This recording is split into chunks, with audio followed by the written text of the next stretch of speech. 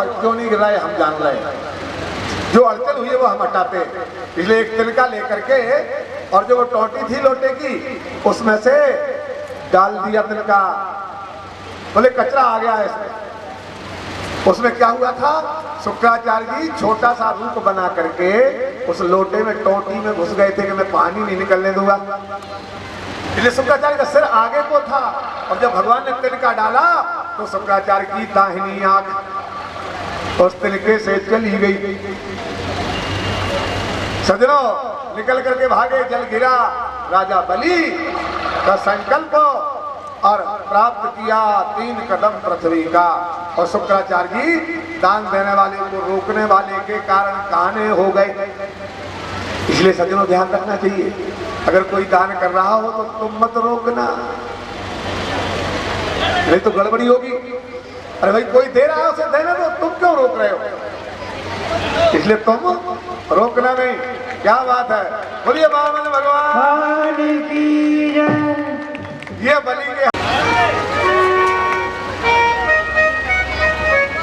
बोलिए वामन भगवान की जय। हाथ तिलक लगा दीजिए भाई, आप लोग कोई हमारे साथी लोग इनको तिलक कर दें, इनको तिलक कर दें, उठा के थाली में से।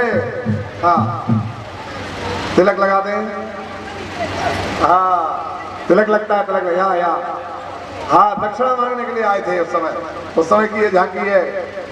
हाँ बहुत सुंदर झांकी है सजना। एक लाइन, तेरे द्वार खड़ा भगवान, रे तेरे द्वार खड़ा भगवान, भगत भर तेरे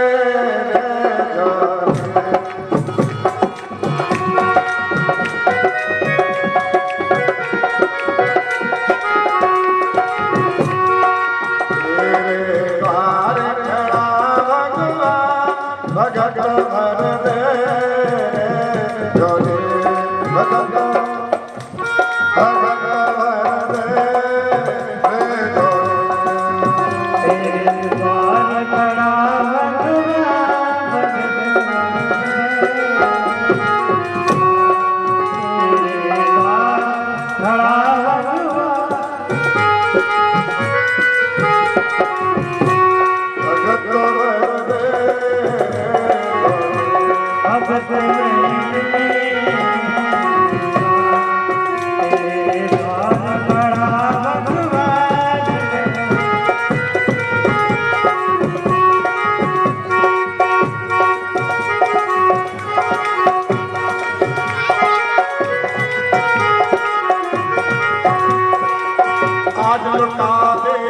सर्वस अपना मान ले कहना मेरा। आज लुटा दे अपना मान ले मेरा। आज लुटा दे सर्वस अपना मान ले कहना मेरा। आज लुटा दे अपना मान ले मेरा। कहना मेरा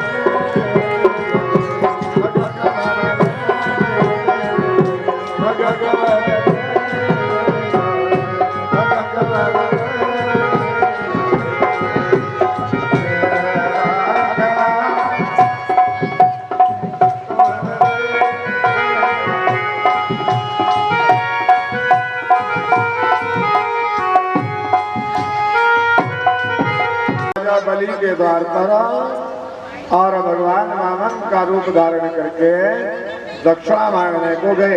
ये कथा आपने बड़े विस्तार पूर्वक सुनी है। सजनों, बीच में एक थोड़ा सा संवाद आया है। माँ अहिल्या सेवा मंदिर परदेशी पुरा। ये खुशी की बात है, इस समिति के द्वारा गौ सेवा का जो कार्य किया जा रहा है ये अनेकों कार्यों से और विशेष श्रेष्ठ है। और हम आपसे इस संबंध में कहेंगे, कल की जो कथा होगी श्री कृष्ण भक्ति की कथा होगी, और परसों की कथा में गाय का आर्थिक महत्व, गाय का धार्मिक महत्व, गाय का वैदिक महत्व और गाय का वैज्ञानिक महत्व, इस विषय पर भी और इस मंच से आपको श्रवण करने को मिलेगा। सज्जनों, इस माँ अहिल्या सेवा समिति के द्वारा चलाए जा रहे कार्यों की हम सराहना करते हैं। पेड़ पौधों में डालने के लिए दवाई मुफ्त दी जाती हैं, सुंदर कांड का पाठ निःशुल्क किया जाता है। बहुत सुंदर सुंदर कार्य ये कर रहे हैं। गरीब व बेसहारा लोगों के यहाँ गर्मी होने पर अंत्येष्टि कार्य की सामग्री की व्यवस्था भी की जाती है। लावारिस गौमाता का निःशुल्क इलाज कराया जाता है। सज्जनों, हमारे धर्म की धार्मिक किताबें निःशुल्क दी जाती हैं। इस तरह गरीब बेसहारा बच्चों को शिक्षा सामग्री निःशुल्क, गरीब एवं निर्धन बच्चों को वस्त्र एवं खाद्य सामग्री हर माह निःशुल्क दी जाती है। ऐसे पावन कार्य करने वाली समिति को हम इस मंच से हृदय से साधुवाद धन्यवाद देते हैं। और ये दान करने के अवसर पर ये सुंदर प्रसंग आया। ये दान सबसे बड़ा दान है। आप लोग भी ऐसे कामों में सहयोग करके समिति का सहयोग करेंगे तो आप लोग भी पुण्य के भागीदार बनेंगे। सज्जनों, इसी के साथ कथा के लिए और आगे थोड़ा और बड़ा करके और हम समापन की ओर ले चलते हैं, क्योंकि कथा का समापन का समय 5 बजे और 5:15 बज रहे हैं। हम आपसे निवेदन करते हैं, रोज कहते हैं समय हो जाए तो बता दिया करो, क्यों कथा में आप लोगों को लेट देर होने में आप लोगों को परेशानी होती होगी। हम लोगों का कार्यक्रम तो ऐसा है, जहाँ जहाँ भी कथा करते हैं 2-2 घंटे 4-4 घंटे 6-6 घंटे बैठ लेते हैं, कथा कहते रहते भगवान की, पर आप लोगों के समय का मूल्य है। अतः हम इस कथा को संक्षिप्त में वर्णन करते हो। राजा बलि ने जो बात कही थी उसके आधार पर वामन भगवान ने 3 कदम पृथ्वी बलि के कहने पर नापी। सज्जनों, एक ही कदम में ये सारा भूमंडल फैलता हुआ सिकुड़ता चला गया। दूसरा कदम बढ़ाया, ये सारे भूमंडल को नाप लिया। जब कुल 2.5 कदम में सारा राज नहीं, सारा संसार नप गया, आधा कदम जब बचा तो कहा बलि से वामन भगवान ने, अरे भाई तू दक्षिणा पूरी दे दे, अभी आधा कदम बाकी है। बलि ने देखा वास्तव में आधा कदम तो बाकी है, तो क्या आप देना नहीं चाहता? नहीं, मैं दूंगा। कहां से देगा? मैं दूंगा। कहां से देगा? चल दक्षिणा पूरी कर, दक्षिणा पूरी कर। अब आधा कदम कहां से दे? वामन भगवान ने तुरंत गरुड़ जी को बुलाया और गरुड़ जी से बुला करके कहा, अरे ऐसा धर्मी को तुम अपनी गौ पास में बांध करके उसको उठा के कचरे के ढेर में डाल दो। ये झूठ बोलता है, दानी बना फिरता है। गरुड़ ने गरुड़ पास में बांध करके राजा बलि को एक तरफ कचरे के ढेर पर डाल दिया, कचरे के ढेर पर डाल दिया। भगवान देखते हैं बलि के मन में कोई दुख नहीं हो रहा। भगवान ने कहा, बलि तू छूटना चाहता है इससे, तेरे बंधन को मैं छोड़ देता हूं, पर तू एक काम कर, तूने जो यज्ञ किए हैं उन यज्ञों में से एक यज्ञ का फल मुझे दे दे। राजा बलि ने कहा, महाराज मैंने यज्ञ नहीं किए। बोले यज्ञ नहीं किए? तेरे 99 यज्ञ हो चुके। महाराज मैंने नहीं किए। अरे तूने किए, यज्ञशाला किसने बनवाई जो यज्ञ हो रहा है? बलि ने कहा, बनवाई मैंने। फिर ये श्रद्धा, ये हवन सामग्री कौन लाया? लाया तो मैं हूं। फिर ये हवन कर रहा कि कौन कर रहा? कर तो मैं रहा हूं। तो फिर यज्ञ कौन करने वाला कौन हुआ, यज्ञ करता कौन हुआ? बोले आपने तो अपनी बात कह ली, मुझे भी कह लेने दीजिए। बोले हाँ कहो। बोले लकड़ियां तो मैं लाया हूं, पर ये पेड़ किसने पैदा किए जमीन पर? आप बताइए पेड़ पैदा किसने किए? अब बामन भगवान को लगा तो भली ये तो बात नहीं, आप बताओ सत्य बोलो। बोले पेड़ पैदा करने वाला तो मैं हूं। तो बोले जिन गायों का घी इकट्ठा करके मैं लाया हूं, जो जोत दिल में लाया हूं, इस गाय के अंदर दूध पैदा किसने किया? जानवरों का महिला। तो भगवान को कहना पड़ा मैंने किया। बोले मैं आहुति दे रहा हूं, मेरे अंदर सांस कौन चला रहा है? भगवान को कहना पड़ा मैं कर रहा हूं। तो बोले मैं कैसे यज्ञ करता कहलाया? मैं यज्ञ करता नहीं। महाराज आप तो आधी कदम जो मेरी दक्षिणा बाकी है वो पूरी करिए। कहां से करेगा तू? बलि ने कहा महाराज ये शरीर 5 तत्व का बना है, इसमें भी पृथ्वी शामिल है। ये शरीर 5 तत्व का बना है, इसमें पृथ्वी शामिल है, इसलिए महाराज मेरे शरीर को नाप लीजिए, आधे कदम को पूरा करिए। भगवान ने कहा धन्य है बलि, कितना कष्ट सहते हुए तूने धर्म को नहीं छोड़ा।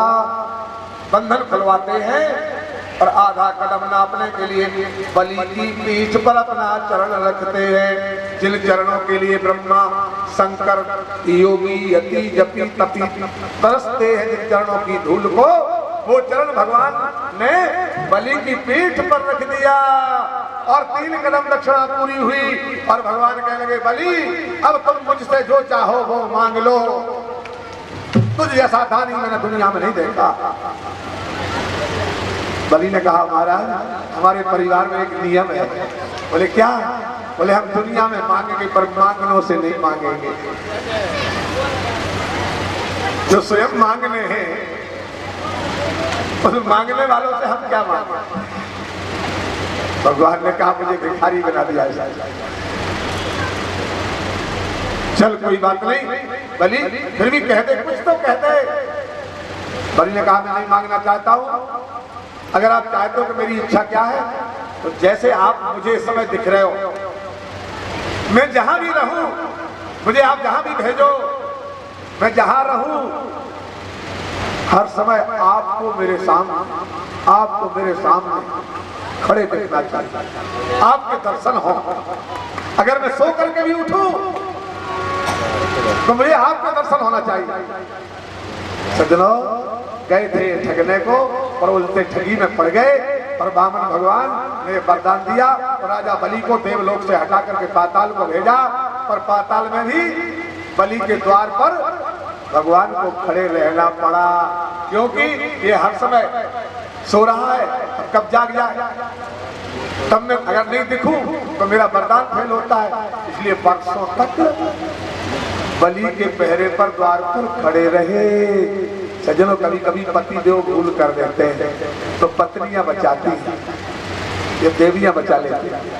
जब भगवान काफी समय तक नहीं लौट पाए विष्णु, तब एक दिन लक्ष्मी जी रक्षाबंधन के दिन पहुंची और बलि को जाके राखी बांधी, और राखी बांध करके और बड़ी प्रसन्न हुई। और बलि ने कहा चलो कोई बहन राखी बांधने तो आई मेरे लिए, यहाँ पाताल लोक में भी आई। बहन तुम मुझसे मांग, पर मेरे पास और कुछ नहीं है, मैं क्या दे दूं, मेरे पास कोई राज नहीं है। तो बहन ने कहा और कुछ नहीं चाहिए, तुम्हारा राज नहीं, कुछ नहीं, तुम्हारा जो एक पहरेदार है, इस पहरेदार को मुझे दे दे।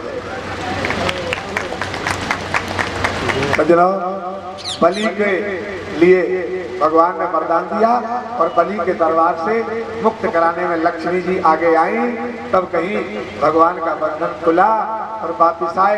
राजा बलि इस समय पाताल का राज कर रहे हैं और अगले मनमंत्र में बलि इंद्र के पद पर बैठ करके देवलोक का राज करेंगे। इस कथा को हम आज यहीं पर अपनी वाणी को विराम करने का प्रयास करेंगे। हमारे मुख्य यजमान के रूप में आज आरती करने के लिए राकेश जी वकील साहब वो आ जाएं और यहाँ पर आरती तैयार करके भगवान के पुराण की आरती करें। कल की कथा में अनसुईया चरित्र की कथा और सूर्य वंश, क्योंकि हम लोग धन मांगते नहीं है, क्योंकि जहाँ राम धनी वहाँ कौन कमी। अगर हम राम जी के सेवक हैं और कृष्ण के सेवक हैं और हम आपसे कहें भगवान कृष्ण के जन्म की कथा है, कुछ रुपया पैसा चढ़ाने के लिए लाना, सोना चांदी चढ़ाने के लिए लाना, तो फिर लगता है हमें भगवान पर विश्वास नहीं है। इसलिए हम कहेंगे कि आपकी जो श्रद्धा है, पत्ता पत्रम पुष्पम फलम तोयम, वो उत्सव में शामिल करना और भगवान आपकी मनोकामना को पूर्ण करें। इसी भावना के साथ कथा को वाणी में बढ़ा।